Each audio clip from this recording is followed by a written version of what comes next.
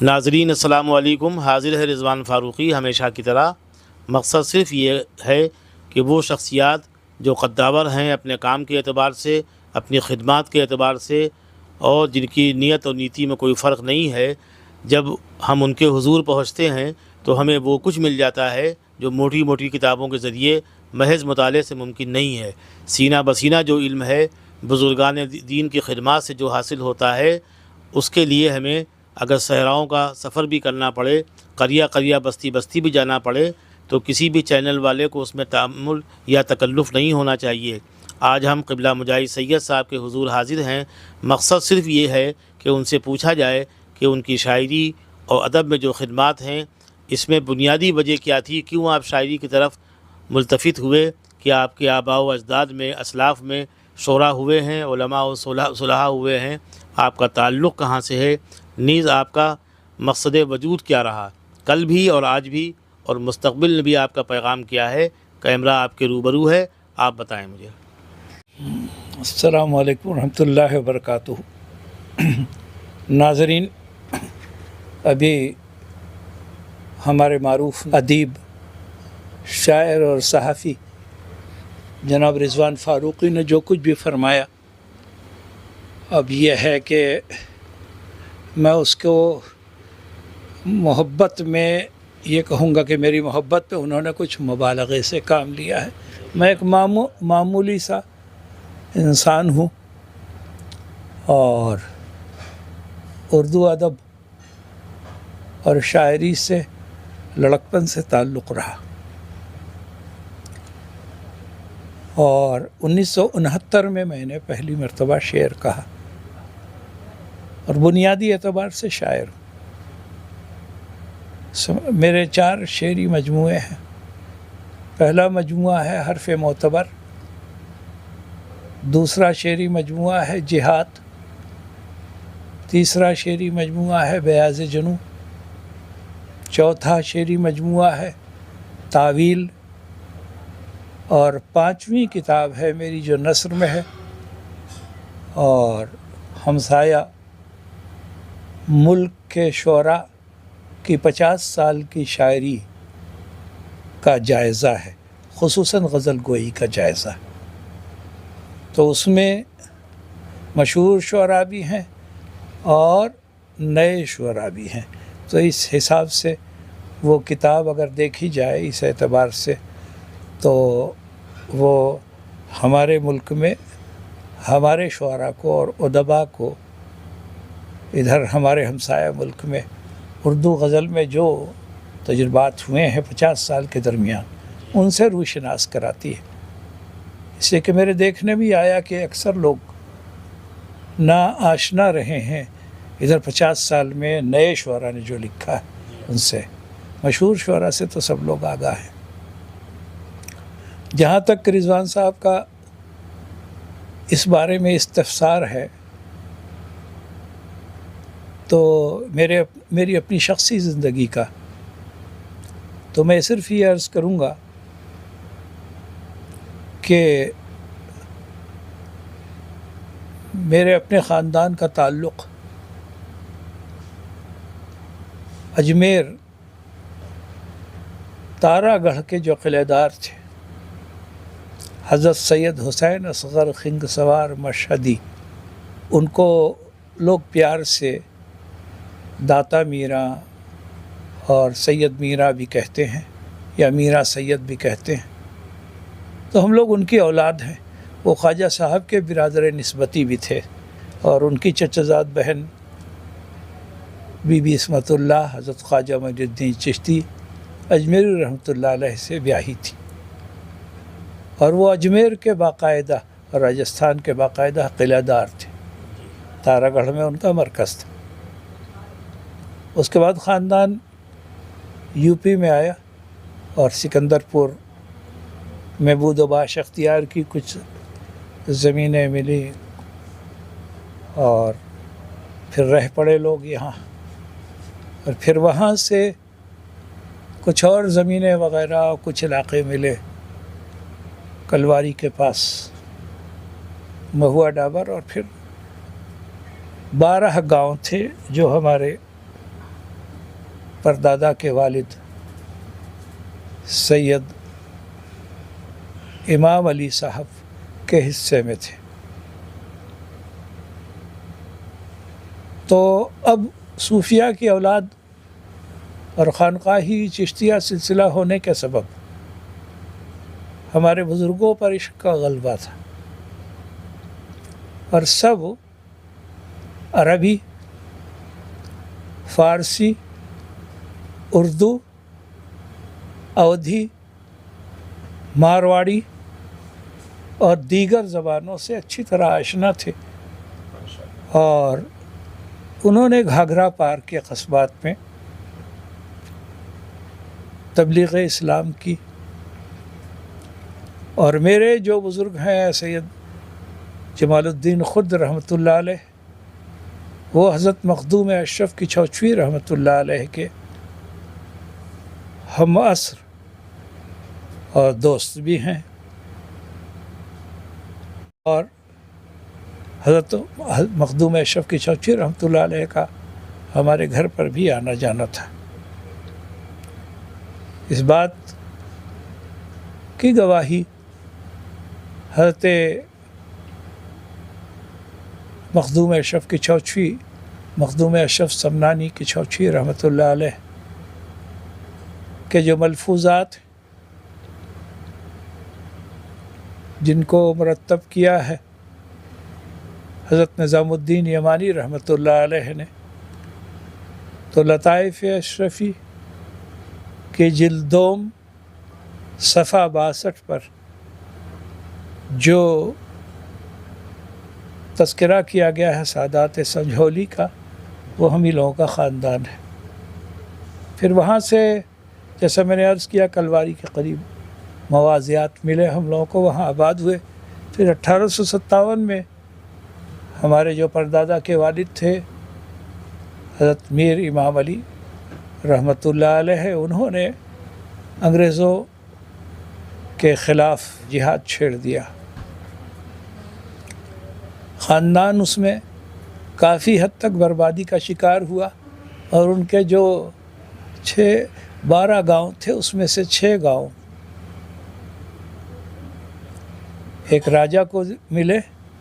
اور 6 گاؤں ایک پنڈت تھے مہنت شکل لوگ، ان کو ملے۔ اور اگر گزیٹیئر اٹھا کے دیکھا جائے اور 1834 کا بندوبست اور 1884 کا بندوبست دیکھا جائے تو اس میں تفصیلات مل جاتی ہیں۔ مہوا ڈابر کو انگریزوں نے جلا کر خاک کر دیا تھا، لیکن میر امام علی کسی طرح زندہ بچ گئے تھے، اور پھر اس کے بعد خاندان کا سلسلہ چلا، اور پھر ندی اس پار سریا بزرگ میں وہ لوگ آباد ہوئے، اور جہاں مزارات ہیں، اور مہوا ڈابر میں بھی مزارات ہیں جہاں ملائم سنگھ کی گورنمنٹ شہید اسمارک بنانا چاہتی تھی۔ تو یہ مختصر سا تعارف ہے 850 سال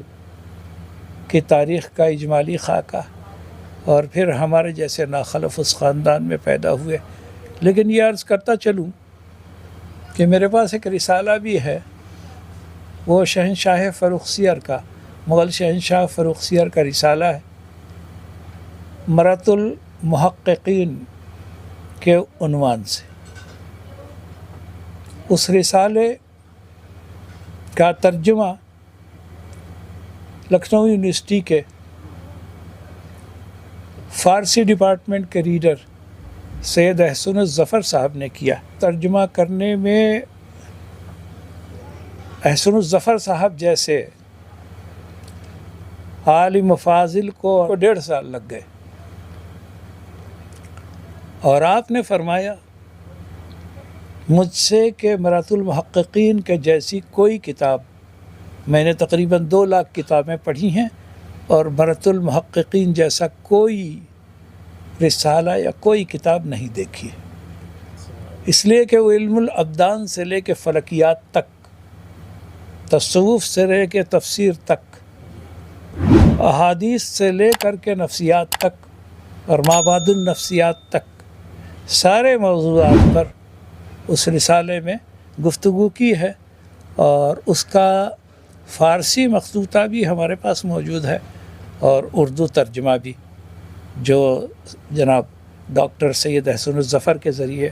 کیا گیا، تو وہ بھی میرے پاس موجود ہے۔ اس سے یہ پتہ چلتا ہے کہ وہ لوگ جو 850 سال سے مختلف جگہ برباد رہے، پھرتے رہے، اور جو زیدی اور حسینی سادات تھے، مختلف شدائد و مصائب کا بھی شکار رہے، لیکن ان کے ہاتھ سے قلم نہیں چھوٹا، بڑا کام ہے۔ اور شاعری ان کی گھٹی میں پڑی ہوئی تھی، اور اس میں سے اکثر وحدت الوجودی صوفی تھے۔ بعد میں مجددی سلسلہ بھی آیا ہمارے ہاں، لیکن زیادہ تر چشتی سلسلہ تھا اور عشق کا غلبہ تھا۔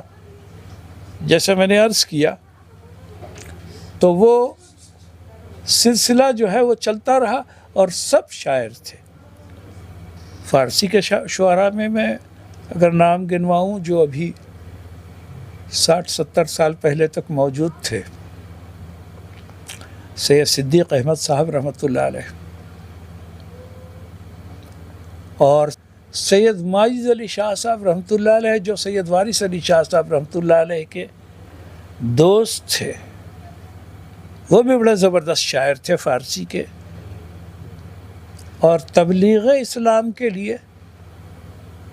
مقامی زبان میں، یعنی پوربی اودھی میں 4 دیوان ترتیب دیے تھے، جو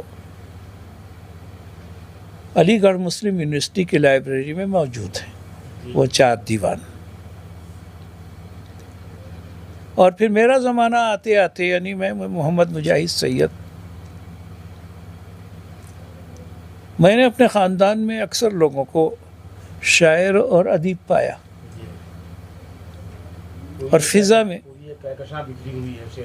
ہاں وہ کن کن کے نام لوں، لیکن چونکہ صوفی تھے اور گھر میں خانقاہ تھی اور عشق کا غلبہ تھا، تو اپنے کو پردے میں رکھنا ہی چاہا ان لوگوں نے، اور بہت زیادہ فائدہ نہیں اٹھایا۔ ایک زمانہ تھا کہ لکھنؤ کے نوابین نے دعوت دی ہمارے خاندان کو، بلانا چاہا، ان کے جو بھی مذہبی مقاصد رہے ہوں یا جو بھی مقاصد تھے، لیکن ان لوگوں نے دربارداری قبول نہیں کی، اور وہیں سکندر پور اور سریا بزرگ، مہوا ڈابر اور اطراف کے دیگر اپنے گاؤں میں وہاں آباد رہے، لیکن پھر 1857 میں بربادی کے بعد سب طرف بکھر گئے لوگ، اور 1956 میں جو رہی صحیح جائیداد ہماری تھی،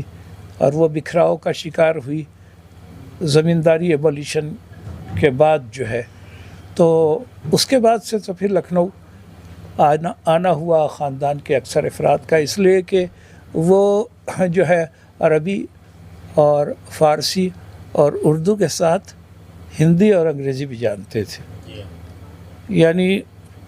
بعض لوگ تو یہ ہے کہ 7 لسان تھے، 7 زبانیں جانتے تھے، بہت بڑی بات ہے۔ تو 8 زبانیں جانتے تھے اور تبحر علمی تھا۔ لیکن یہ ہے کہ جیسا میں نے بار بار عرض کیا کہ جو ہے عشق کا غلبہ تھا، تو انہوں نے وہیں رہ کے زمیندار تھے، ان کو کسی چیز کی ایسے کمی نہیں تھی، بربادی میں بھی آبادی کا سلسلہ رہا، اسی لیے وہاں لوگ آتے رہے اور ان کی وہ تربیت فرماتے رہے۔ مدرسہ نور الاسلام اسی سلسلے کی ایک کڑی تھا کہ سریا بزرگ میں کوئل اور بلبل کے طریقے سے قراء چہکتے تھے، ایک زمانہ تھا۔ اور پھر جب وہ مدرسہ بند ہو گیا تقسیم ہند کے بعد،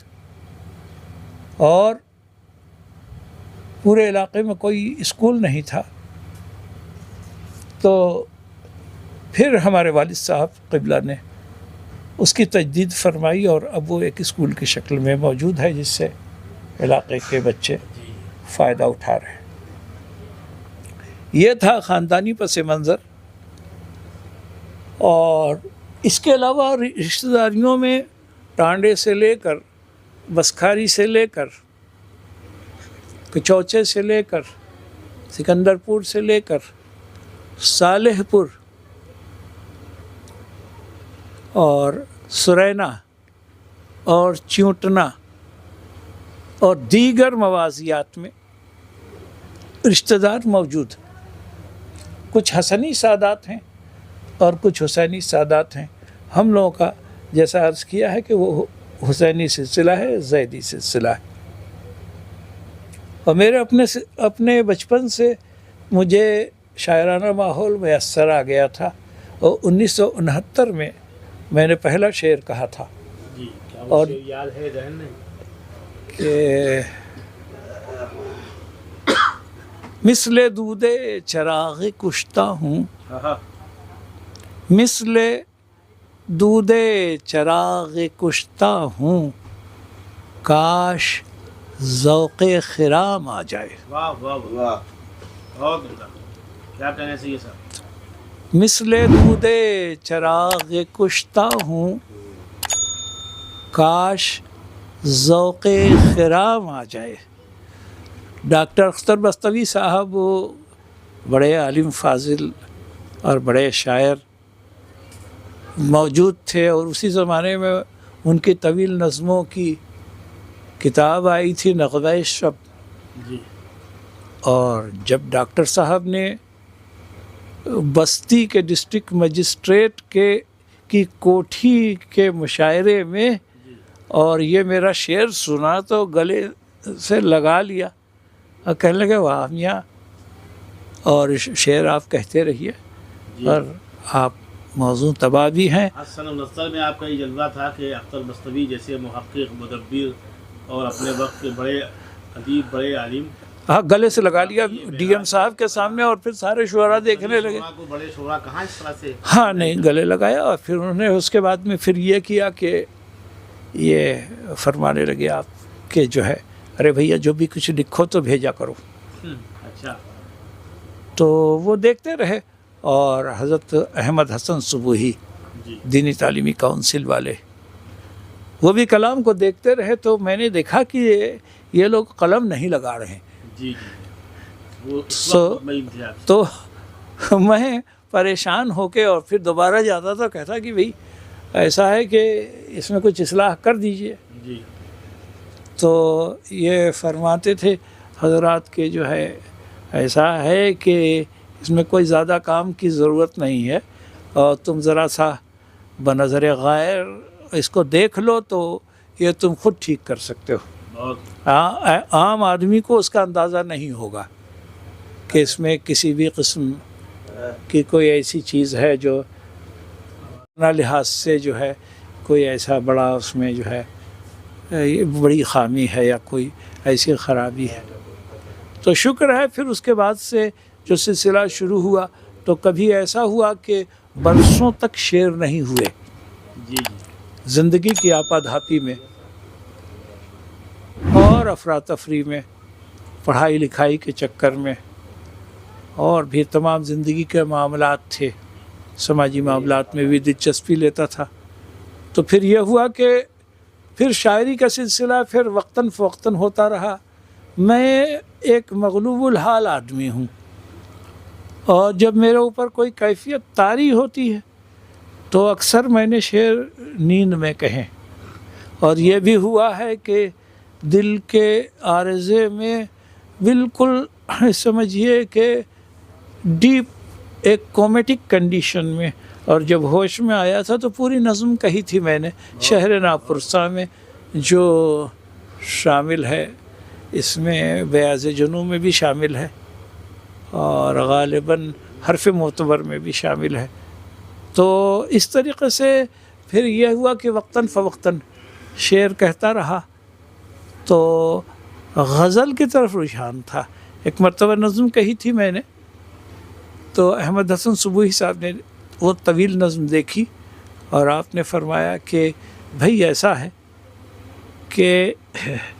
100 اچھی غزلیں جی کہہ لیجئے، نظم کی طرف پھر آئیے۔ تو اس طرح سے جو فرمودات اور ارشادات تھے اساتذہ کے اور جانکار لوگوں کے اور بڑوں کے بزرگوں کے، تو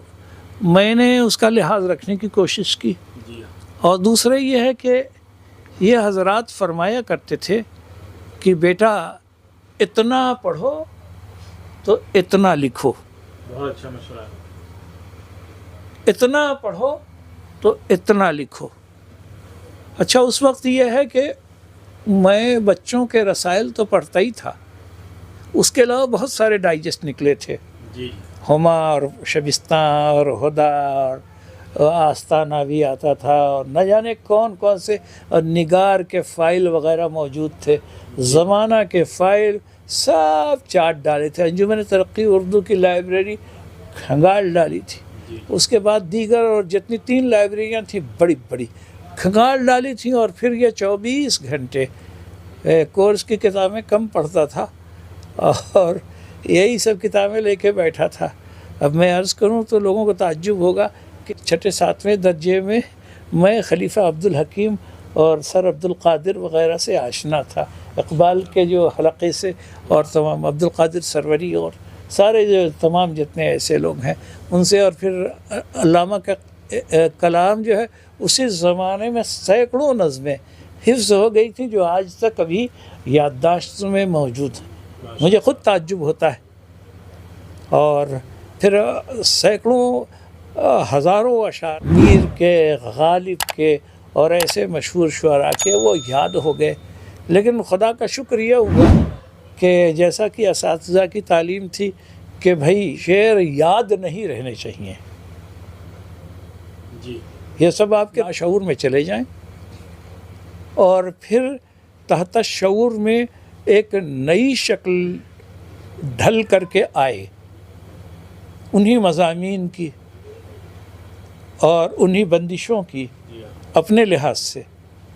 اور پھر یہ ہے کہ شعور میں ایک شعر ایک بالکل ایسا معلوم ہو کہ بالکل ایک یہ جدید انداز میں کہا گیا ہے۔ تو متقدمین، متوسطین اور ہم عصر شعراء سے اللہ کا شکر ہے کہ ان کے دواوین سے آگاہی تھی، اور نیا جو کچھ بھی لکھا جا رہا تھا اس وقت تو ترقی پسند تحریک کی طرف سے کمیونسٹ لٹریچر جتنا تھا، نثر میں، نظم میں، اللہ کا شکر ہے وہ سب پڑھنے کا موقع ملا۔ اس کے علاوہ تاریخ اور فلسفہ، اخلاقیات، مذہب اور تقابل مذاہب، یہ تقابل ادیان اور بہت ساری چیزوں کی میں میری دلچسپی تھی، اور تاریخ سے بہت، اور وہ جو ہے مختلف جو ہے یعنی عالمی تاریخ سے، مغلیہ تاریخ سے اور تمام مقامی تاریخ سے مجھے دلچسپی تھی، تو اپنی دلچسپی کے لحاظ سے جو کچھ بھی ملا اس وقت چٹ کرتا گیا۔ وہ یہ نہیں معلوم تھا کہ یہ کیا کرنا ہے، کیسے کرنا ہے، لیکن اس کا فائدہ یہ ہوا کہ پھر جب یہاں لکھنؤ میں یہاں عزائم سے پہلے ہی سے لکھنا شروع کر دیا تھا میں نے، اور چھپنا شروع کیا تھا،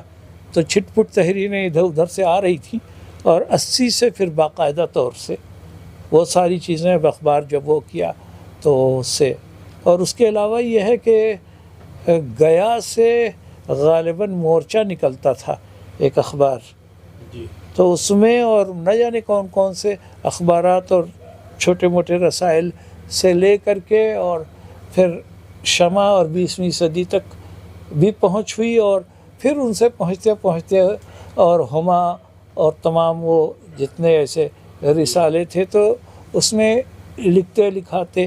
اور پھر عزائم چھوڑنے کے بعد لکھنؤ میں یہ ہوا کہ جو ہے 79-80 کے درمیان عرفان صدیقی اور عمر انصاری جیسے اساتذہ کے ساتھ، اور یہ جعفری صاحب کے ساتھ بھی، علی صداد جعفری صاحب کے جیسے لوگوں کے ساتھ بھی اسی عمر میں پڑھنے کا موقع ملا۔ اس کے علاوہ رام لال وغیرہ سے جو مشہور افسانہ نگار تھے، اور نازش پرتاپ گڑھی صاحب تھے، اور بھی بہت سارے شعراء تھے اس زمانے میں، اور انٹلیکچوئلس تھے جن کو دیکھا بیٹھا، اور मुलाकातें की और लिखने पढ़ने का सिलसिला रहा। गया और फ्रीलांसर जर्नलिस्ट की हैसियत से वहाँ मारूफ हो गया और छपता छपाता रहा बहुत ज़माने तक। लेकिन यह है कि वहाँ झोपड़पट्टी में रहा तो वो बहुत सारी चीज़ें यानी महफूज रह नहीं सकी। फिर वहाँ से जो है जद्दा जाने का सिलसिला हुआ और फिर जद्दा में 33 साल तक अंग्रेज़ी अखबार में यानी अरब न्यूज़ से जुड़ा। अरब न्यूज़ सन 1975 से रोज़नामा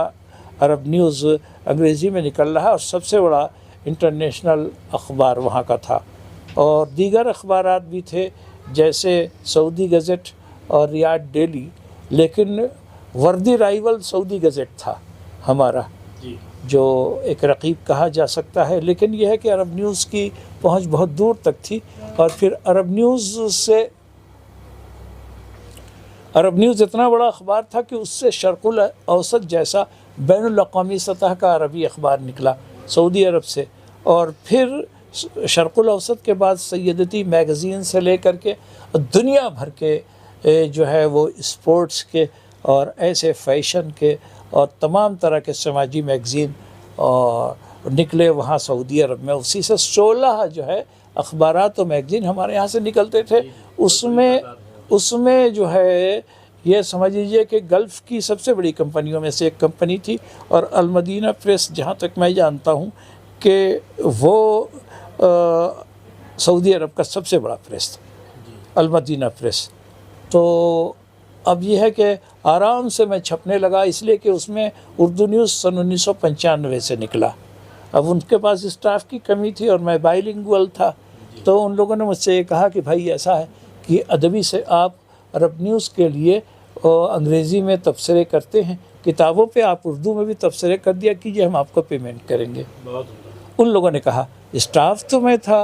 अरब न्यूज़ का, लेकिन अरब न्यूज़ वालों का एतराज़ नहीं था। और चूँकि उन्हीं का समझिए एक तरह से सिस्टर पब्लिकेशन कहा जा सकता है उर्दू न्यूज़ और उर्दू मैगज़ीन, तो मैंने हफ्तावार जो है उर्दू मैगज़ीन के लिए और ये उर्दू न्यूज़ के लिए लिखना शुरू किया। इतना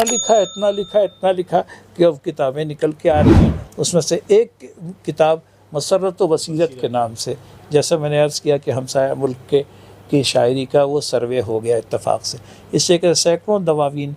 सैकड़ों शेरी मजमूए मुझे मिले हमसाया ममालिक के शुअरा के, तो उसमें एक काम हो गया है। और अब वो धीरे धीरे वो किताब जो है लोगों के हाथों में पहुंच रही है, तो लोगों ने उसकी कदर अफजाई की है और मैं सब लोगों का शुक्रगुज़ार हूँ। इसके अलावा मेरे 4 जो शेरी दीवान आए,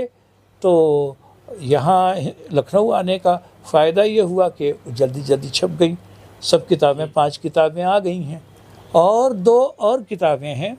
एक तो शेख सादी की फ़ारसी जो हिकायात हैं गुलिस्तान की, तो उसमें से मैंने इंतखाब किया है और फ़ारसी से अंग्रेज़ी में तर्जमा किया है, ताकि वो जो है बच्चों के लिए और वेस्टर्न वर्ल्ड जो ऐसा है वेस्ट के लिए, वहाँ के लोगों को जो, इससे कि मैं अंग्रेज़ी अखबार में था और इंटरनेशनल अखबार में था, बहुत सारी चीज़ें पढ़ता था, तो मैंने महसूस किया कि यार ये जो है ज़रा सा बिल्कुल जदीद अंदाज में वो अंग्रेज़ी में किताब होनी चाहिए शेख सादी पे, द विज़डम ऑफ सादी के नाम से। और एक दूसरी अंग्रेज़ी में किताब है जिसको द एसेंस ऑफ फ्लेम अंग्रेज़ी में है, तो उसमें काफ़ी हद तक मेरे अंग्रेज़ी किताबों पे तबसरे मौजूद हैं। और एक अच्छा काम हो गया, यानी देखिए मैं तो समझा था कि परदेश में और मैं ज़ाया हो जाऊंगा, इससे कि मैं उर्दू वाला आदमी हूँ, अंग्रेज़ी अखबार में काम करता हूँ, अंग्रेज़ों, यूरोपियंस, सऊदियों के दरमियान और हिंदुस्तानियों के दरमियान काम करता हूँ, और उसमें से कोई आदमी अदीब या शायर नहीं है, तो मेरी सलाहियतें शायद ख़त्म होकर रह जाएंगी। लेकिन उल्टा ये हुआ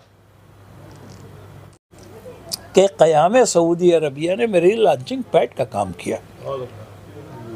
और मैं शुक्रगुज़ार अगर ना हूँ तो रूसल बिलाद जद्दा में, और वो मेरी जो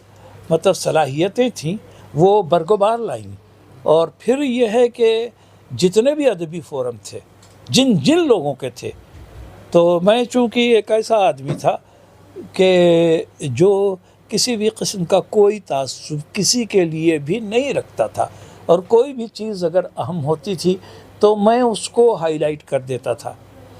کبھی کبھی رپورٹنگ بھی کرتا تھا، کتابوں پہ تبصرے بھی کرتا تھا، اور تبصرے میں کوئی ٹائپڈ نہیں تھا کہ میں ٹائپڈ ہوں،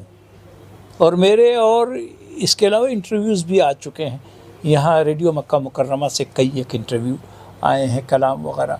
وہاں سے آیا ہے، اس میں بھی کچھ باتیں کہی ہیں، لیکن یہاں وہ کہنے کا موقع نہیں۔ جیسے کلیش آف سویلائزیشنز کے بارے میں جب میرا مقالہ آیا ہے، ضرب کلیم اور تہذیبوں کے تصادم کی تھیوری، تو اس کی بڑی دھوم مچی، اس لیے کہ شاید وہ اردو میں کلیش آف سویلائزیشنز پہ پہلا بڑا مقالہ تھا۔ اس وقت سیموئل ہنٹنگٹن اور وہ جس کی کتاب ہے تھرڈ ویو فیوچر شاک، وہ بھی آیا تھا، دونوں لوگ آئے تھے، انہوں نے دورہ کیا تھا، اور اسی درمیان یہ ہوا تھا کہ بتاتا چلوں، یہ بھی ضروری بات ہے، اس لیے کہ شاعر کو اپنے آلوین ٹافلر بھی آئے تھے وہاں، تو ان لوگوں کی کتاب میں چونکہ دیکھ چکا تھا، اور اکونومسٹ کے 5 شمارے جو وہاں بین ہوئے تھے کلیش آف سویلائزیشنز کے بارے میں، اس لیے کہ ویسٹ نے اپنی شرائط رکھی تھیں عربوں کے سامنے ان 5 مضامین میں۔ وہ شمارہ جو بین ہوا تھا دا اکونومسٹ کا، وہ مجھے اتفاق سے مل گیا تھا سعودی عرب میں، اور پھر میں نے اس سے فائدہ اٹھایا۔ اس کے بعد میں پھر جو دھوم مچی ہے، کتاب آنے سال بھر کے بعد کتاب آ گئی سیموئل ہنٹنگٹن کی، اور اس کے بعد جو دھوم مچی ہے، تو میں نے سوچنا شروع کیا کہ جو ہے کیوں نہ میں ایسا کروں کہ آرنلڈ ٹائنبی سے انکاؤنٹر بٹوین سویلائزیشنز کا تصور آیا ہے، مجھے لگا، اس لیے کہ study of history Arnold Toynbee کی وہ میری نظر سے گزری تھی اور میرے پاس موجود بھی ہے۔ میں نے اس میں پایا تو میں نے سوچا یہ کلیش کی شکل دے کر کے اس کو بڑھانے کی یہ لوگ کوشش کرتے ہیں، جبکہ عبد الرحمن ابن خلدون کا نظریہ عصبیتوں کا دوسرا ہے۔ تہذیبیں تو ساتھ ساتھ چلتی ہیں، تہذیبیں ٹکراتی کب ہیں؟ اس لیے کہ یہ تو سینکڑوں سال کا عمل ہوتا ہے۔ فوجیں ٹکراتی ہیں، فوجوں میں تصادم ہوتا ہے، تہذیبیں کب ٹکراتی ہیں، زبانیں کب ٹکراتی ہیں؟ وہ تو کچھ لو اور کچھ دو پہ قائم رہتی ہیں۔ تو یہ سوچنا شروع کیا میں نے، پھر اقبال کے میں نے ڈھونڈنا شروع کیا، تو مجھے ضرب کلیم میں، جو اقبال کے آخری زمانے میں کلام آیا ہے، اور ضرب کلیم میں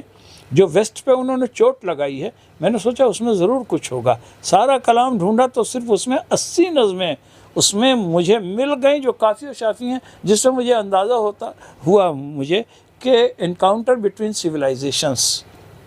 کا اندازہ اقبال کو تھا کلیش آف سویلائزیشنز کے نام سے، اور پھر انہوں نے تفصیلی بحث کی ہے۔ پھر اس پر میرا بہت تفصیلی مقالہ آیا، جو 400 لوگ، پہلا سیمینار دنیا میں اردو میں ہوا۔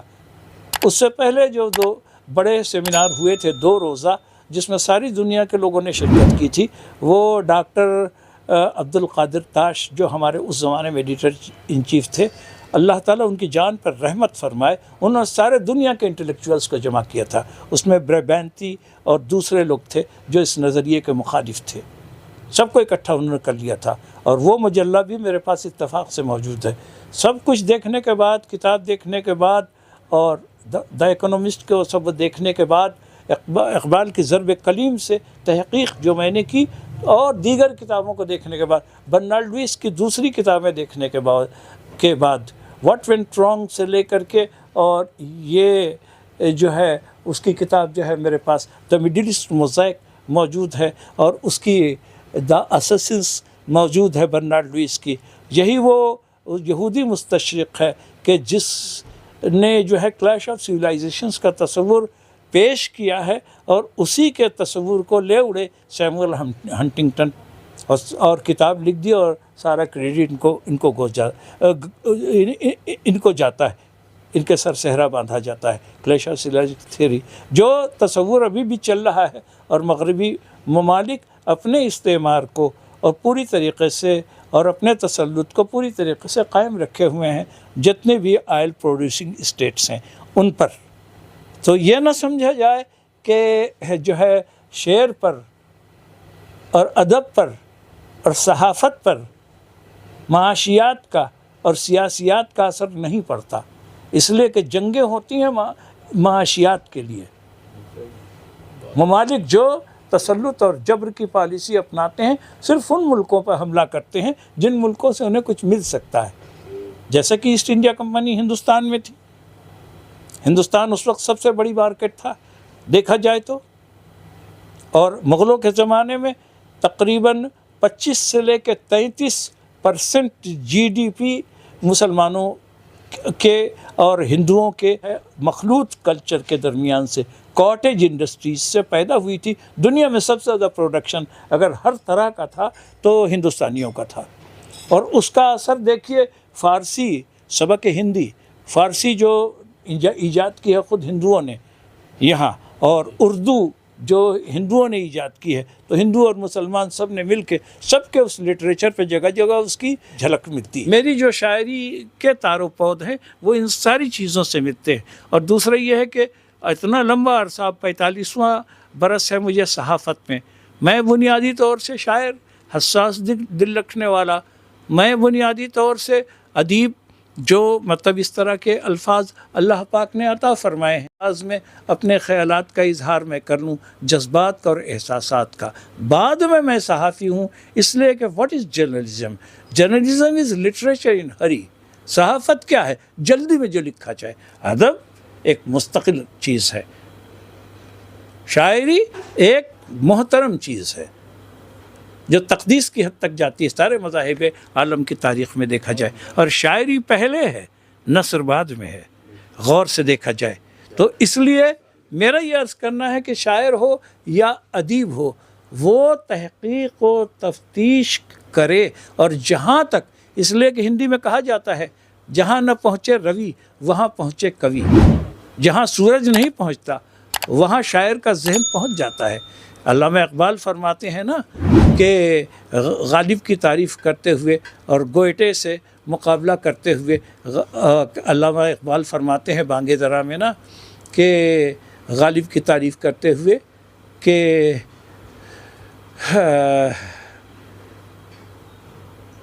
فکر انسان پر تیری ہستی سے یہ روشن ہوا، فکر انسان پر تیری ہستی سے یہ روشن ہوا، ہے پرے مرغے تخیل کی رسائی تا کجا، فکر کا پرندہ کہاں تک اڑ سکتا ہے تیری فکر سے معلوم ہوا۔ ہندی میں جو کہتے ہیں کہ جہاں سورج کی کرنوں کی بھی پہنچ نہیں ہے وہاں شاعر کا ذہن اور اس کا خیال اور اس کا احساس پہنچ جاتا ہے۔ شاعری بہت بڑی چیز ہے اور شاعر کے بہت بڑے فرائض ہیں، تو میں اسی لیے اس معاملے میں بہت حساس ہوں، اور سارے شعراء کو اور سارے ادباء کو اور سارے صحافی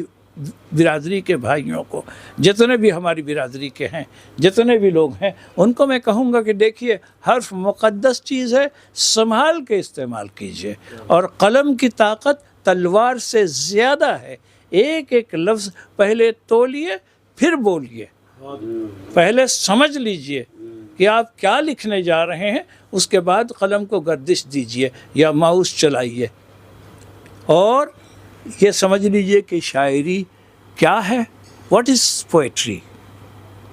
poetry begins in delight and ends in wisdom.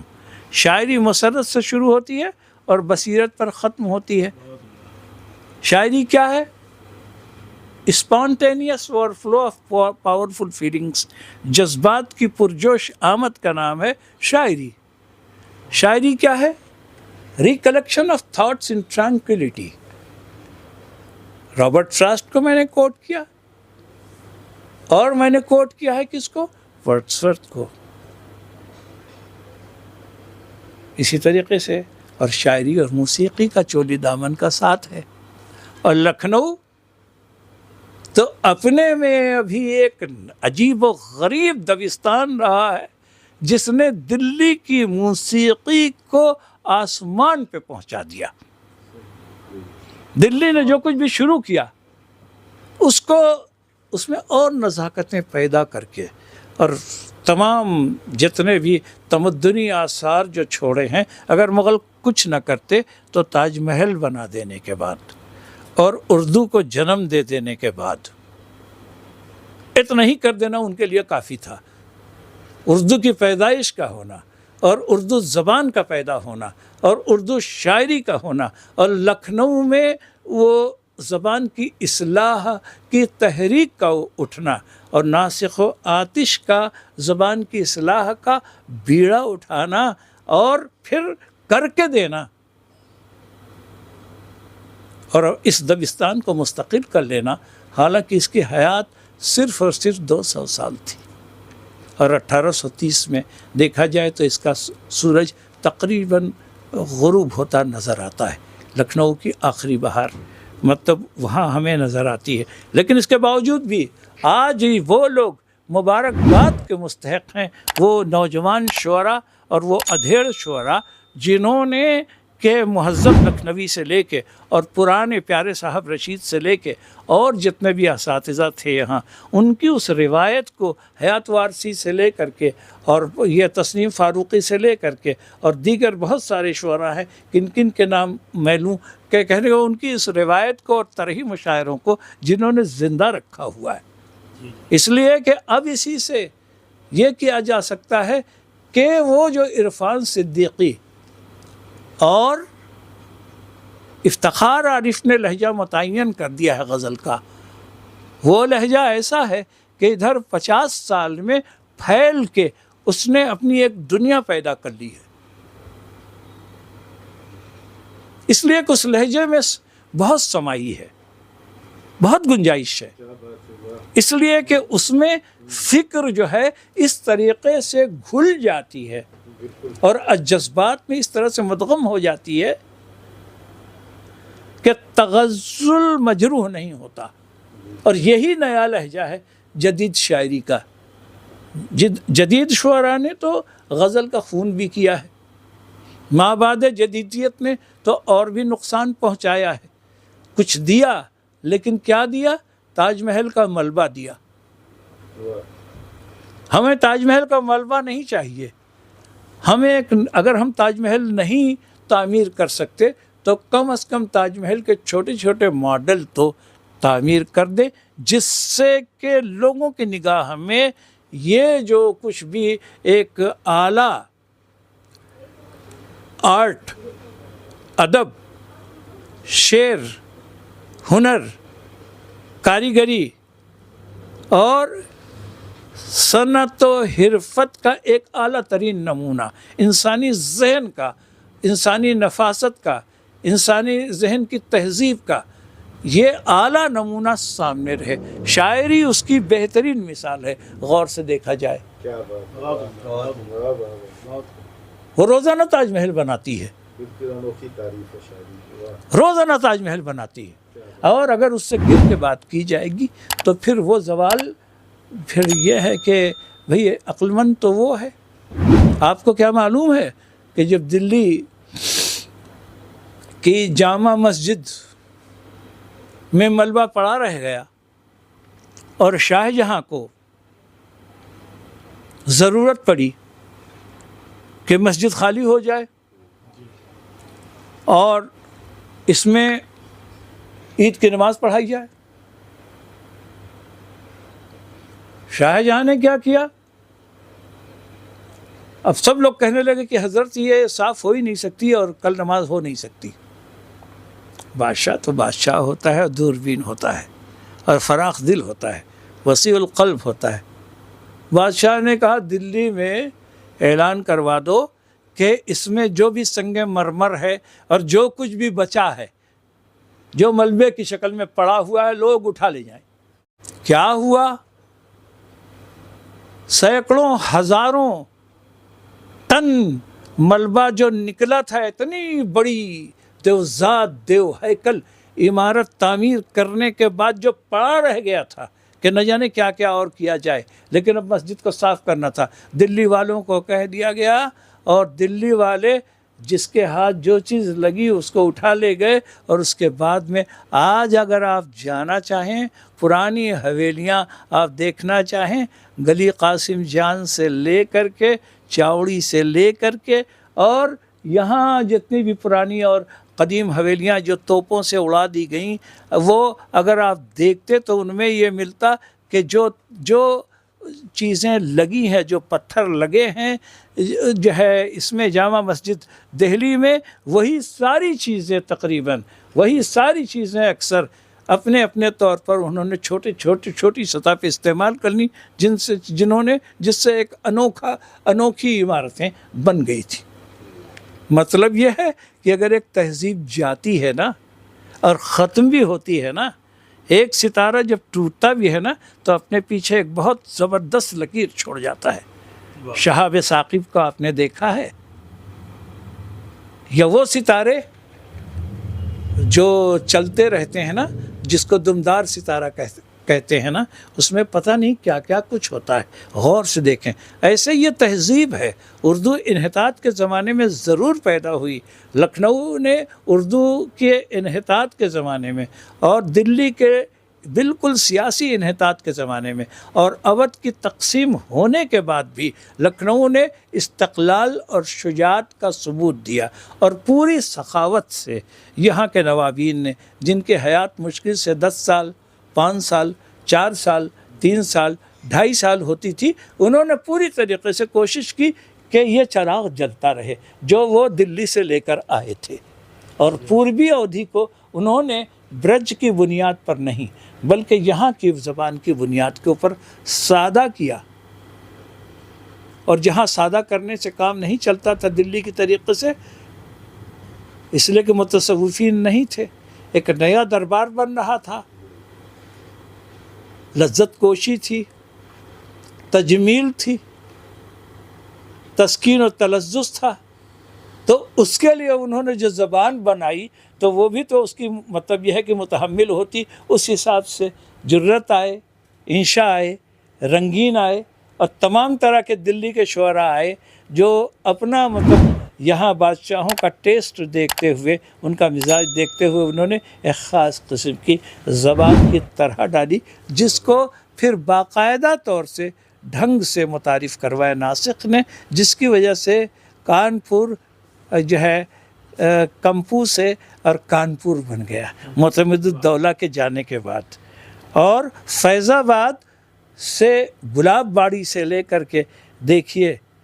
اور وہاں سے لے کر کے اور یہاں اب جو نیبو پارک کہلاتا ہے اور آصفیہ مسجد سے لے کر کے یہ چھوٹا امام باڑہ اور بڑا امام باڑہ اور یہاں کی جتنی مسجدیں اور جتنی خانقاہیں اور جتنے بھی مزارات ہیں پرانے اور جتنے بھی پرانے کوچے ہیں ابھی بھی 15 محلے ایسے ہیں جن کے اوپر دلی ہی کے طریقے سے اہل لکھنؤ فخر کر سکتے ہیں. کیا لکھنؤ والوں کے اندر اتنا حوصلہ ہے؟ بحیثیت شاعر بحیثیت ادیب اور بحیثیت صحافی جو گواہ ہوتا ہے تہذیبوں پر سیاست پر معاشرے پر ادب پر اخلاق پر زوال پر ترقی پر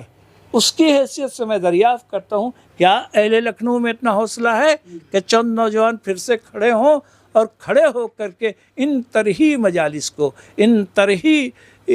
غزلیہ جو ان کی محفلیں ہیں ان میں سے کچھ ایسے نگینے پیدا کریں جو افتخار عارف کی طرح سے اور عرفان صدیقی کی طرح سے یہ مرثیے کو ایک نیا جامہ پہنا سکیں جو غزل میں قصیدے کے مضامین بھی لا سکیں جو مثنوی کو غزل میں بھی لا سکیں. اور ایک ایسی چیز یہ 2 شعراء ایسے ہیں ہمارے پاس کہ جن کی وجہ سے ہم نے دیکھا ہے کہ غیر ممالک میں جن شعراء سے میرے پاس ساری دنیا کے شعراء آتے رہے اردو شعراء بھی آتے رہے اور غیر ملکیوں سے ساری زندگی ملاقات رہی. میں نے دیکھا ہے کہ انگشت ابھی ایک اٹالین شاعر میرے پاس آیا تھا راہی اٹالوی. اردو جہاں پہنچ رہی ہے اور یہ لکھنؤ یہ جو اردو ہے ہماری یہ لکھنؤ کی اپج ہے ہو سکتا ہے کہ کوئی اختلاف کرنا چاہے تو کرے، اس لیے کہ دلی میں اس وقت جو ہے وہ مختلف ثقافتوں پر مبنی لوگ اتنا مل جل گئے ہیں کہ زبان مخلوط ہو گئی ہے، لیکن لکھنؤ کی زبان ابھی بھی مناسب ہے، اس لیے کہ لکھنؤ کے 21 لہجے تھے، جس میں سے ابھی 15-17 لہجے مختلف محلوں میں سلامت ہیں، اور ان لہجوں کی حفاظت بولنے میں چاہے ان پڑھ آدمی ہو اس کی ذمہ داری ہے، اس کی ذمہ داری ہے جو پل غلام حسین کے نیچے جو 2 مہترانیاں لڑ رہی تھیں، ان کی ذمہ داری یہ تھی، میں نے دیکھا تھا اور انہوں نے نبھایا تھا محاورے کا سبق، خدا کی قسم میں حیران ہوا تھا، سن 1969 کی بات، آج وہ زبان سنائی نہیں دیتی، شعرا نہیں بول پاتے وہ زبان، ہمارے گھروں میں جو آتی تھیں دھوبن ریکھا کی اماں، وہ جو زبان بولتی تھی، اب وہ زبان سنائی نہیں دیتی، ہمارے مسلم گھروں میں سنائی نہیں دیتی۔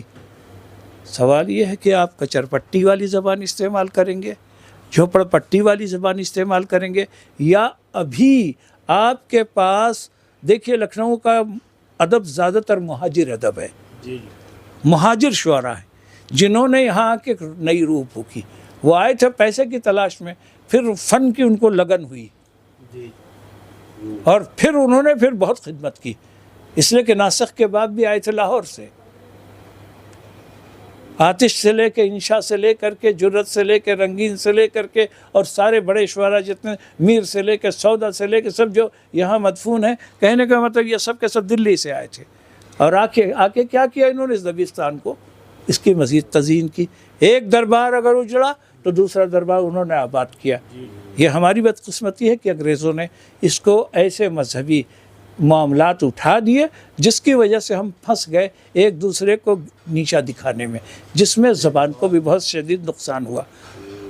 بہت شدید زبان کو نقصان ہوا، تہذیب کو نقصان ہوا، اور لکھنؤ میں جو محبت رچی بسی گھلی تھی ابھی بھی جو موجود ہے، تقریباً 80% محبت موجود ہے، ہم اس کو اگر بچانا چاہتے ہیں تو اردو زبان کے ذریعے سے اور اردو شاعری کے ذریعے سے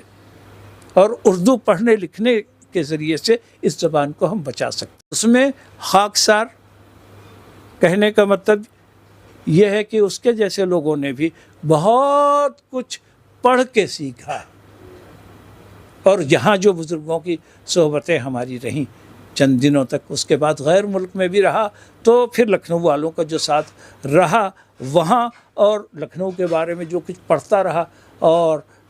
دوسرا یہ ہے کہ زمینداری ایبولیشن کے بعد بزرگوں کا یہاں آنا ہو گیا تھا، تو ہم لوگوں کا تعلق لکھنؤ سے جو ہو گیا تھا، تو اصل تو یہ ہے کہ ذہنی طور سے اور روحانی طور سے، اور ہم پوری طریقے سے اسی مرکز سے پوری طریقے سے منسلک ہو گئے، اور کوئی بھی آدمی یہاں آئے گا تو یہاں ابھی اتنے جادوگر ہیں نا ہمارے، سمجھے آپ، قدم قدم پہ جو پتھر ہیں نا وہ اس کے قدم روک لیں گے، یہ نہ سمجھیے کہ اگر یہ جو میر نے کہا تھا کہ سرسری تم جہان سے گزرے ورنہ ہر جا جہان دیگر تھا، خدا کی قسم یہاں کی ٹوٹی ہوئی محرابیں اور یہاں کے گرتے ہوئے مینار اور یہاں کے گرتے ہوئے اور کھنڈر ہوتے ہوئے مکانات پرانے، اور لکھوریاں بول رہی ہیں اور روک لیتی ہیں، خصوصاً بھائی لوگ تو عادی ہو چکے ہیں لکھنؤ کے لوگ، لیکن جب نیا آدمی آتا ہے اور جو چوک میں جو کھانے کے خوشبوئیں اس کے مشام جاں کو معطر کرتی ہیں، پھول والی گلی کے پھول سے لے کر کے، اور اب پھول منڈی یہاں لگ رہی ہے، اور وہاں سے لے کے اور جو درگاہوں پر ابھی بھی جو زبان بولی جا رہی ہے، اور یہاں تک کہ وہاں جہاں فقیر رہتے ہیں یا مزدور پیشہ لوگ رہتے ہیں مختلف جگہوں پر، میں نے ان آبادیوں میں دیکھا ہے کہ اردو زندہ ہے اور لہجہ زندہ ہے۔ ہمارے انگریزی خاں اور ہندی خاں گھروں میں یہ ہو گیا ہے کہ اردو وہاں سے اٹھتی جا رہی ہے، محاورے اٹھتے جاتے ہیں، اور یہ سمجھ لیجیے اسی محاورے کی وجہ سے اردو پر گرفت ہے، اور آپ اردو کو اپنی مادری زبان کہہ سکتے ہیں، اور یہ کہہ سکتے ہیں کہ ہمارا ہی لہجہ اصلی ہے اور ٹکسالی ہے، اس لیے کہ میں نے غیر ملکوں میں ہونے والی شاعری میں ہم نے دیکھا اعلیٰ مضامین ضرور ہیں، لیکن یہ ہے کہ وہ سلاست اور وہ فصاحت نہیں موجود ہے وہاں، جس کی وجہ سے مزہ نہیں آتا اور وہ شاعری ایک ثقیل ہو جاتی۔ تو میرا یہ پیغام ہے ایک شاعر کی حیثیت سے اور ایک ادیب کی حیثیت سے کہ ہم اپنی زبان کو اور اپنی ثقافت کو داغ نہ لگنے دیں۔ اگر ہم آ گئے اس طرف سے تو ہو کے رہیں اس کے، اس لیے کہ دیکھیے قدریں قربانی چاہتی ہیں، اور بغیر قربانی کے لیے، بغیر قربانی کیے کوئی قیمتی چیز آپ کو حاصل نہیں ہو سکتی۔ دیکھیے آپ جائیں گے کسی نان بائی کی دکان پہ تو بھیڑ لگی دیکھیں گے، لیکن آپ کھن جی کے ہاں جائیں گے، جوہری کے ہاں، دیکھیں گے کم لوگ ہوں گے۔ اسی لیے جہاں کم لوگ ہیں ان کی فکر نہ کیجیے، جائیے دیکھیے کہ وہاں کیا بک رہا ہے، کیا مل رہا ہے۔ آپ کے پاس ابھی ایسے لوگ ہیں اور جلدی سے جلدی اٹھتے چلے جا رہے ہیں جو ابھی آپ کو بہت کچھ دے سکتے ہیں۔ سیکھیے، جانیے، محنت کیجیے اور پھر پرانے لکھنؤ کو زندہ کر لیجیے نئی شکل میں، اور یہیں سے چلے تھے، یہیں سے چلیں گے۔ سفر کی شروعات، اللہ اکبر۔